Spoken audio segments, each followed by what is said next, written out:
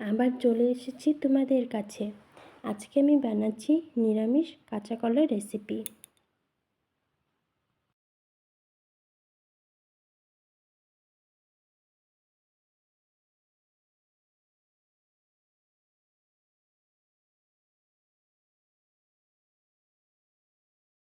নিরামিষ কাঁচা কলার রেসিপি বানানোর জন্য আমি নিয়ে নিচ্ছি কাঁচা কলা। এখন কাঁচা কলার খোসা ছাড়িয়ে নিচ্ছি।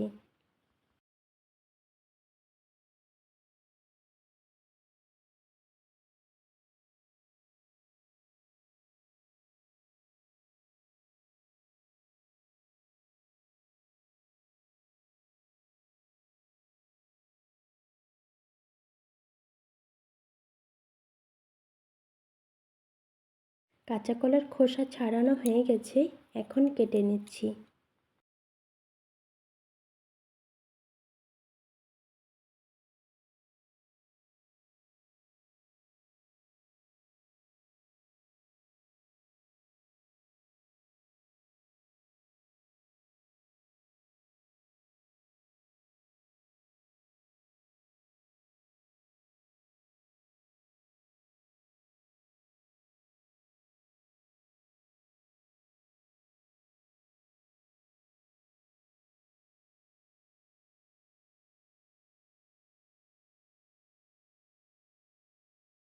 কাঁচা কলা কাটা হয়ে গেছে।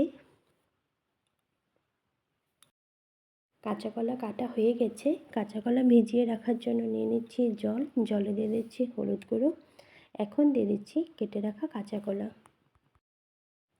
কাঁচা কলার সবজি বানালে সবসময় হলুদ জলে ভিজিয়ে রাখবেন, তাহলে কাঁচা কলার তরকারি কালো হবে না। কড়াইতে দিচ্ছি সরিষার তেল। তেল গরম হয়ে গেছে, ফোড়নে দিয়ে দিচ্ছি গোটা জিরে।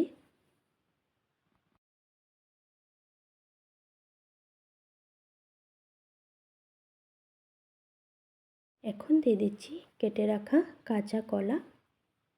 হলুদ জল দিয়ে ভালো করে ধুয়ে নিয়েছি।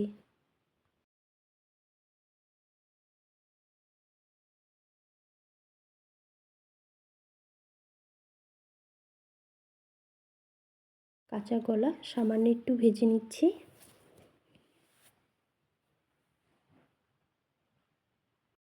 আমি এই কাঁচা কলার রেসিপিটা বানাচ্ছি খুব কম মশলা দিয়ে আর সহজ পদ্ধতিতে। কাঁচা কলাগুলো সামান্য একটু ভাজা হয়ে গেছে, এখন দিয়ে দিচ্ছি স্বাদ মতো নুন, দিয়ে দিচ্ছি হলুদ গুঁড়ো, দিয়ে দিচ্ছি জিরে গুঁড়ো, দিয়ে দিচ্ছি শুকনো লঙ্কার গুঁড়ো,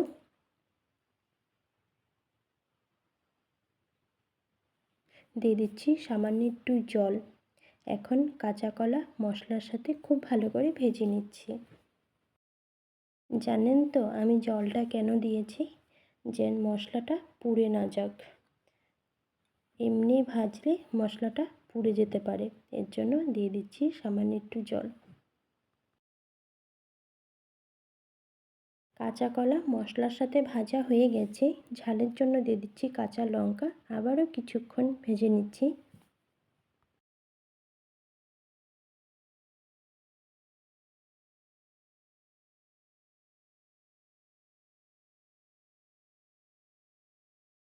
কাঁচা কলা খুব ভালো করে ভাজা হয়ে গেছে, দিয়ে দিচ্ছি জল।